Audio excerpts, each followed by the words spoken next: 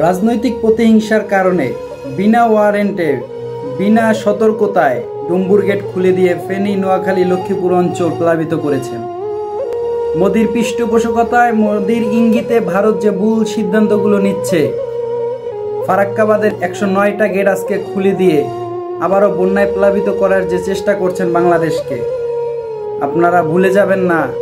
এই বাংলাদেশে এখন শেখ হাসিনা নাই, এই বাংলাদেশে এখন ওবায়দুল কাদের নাই,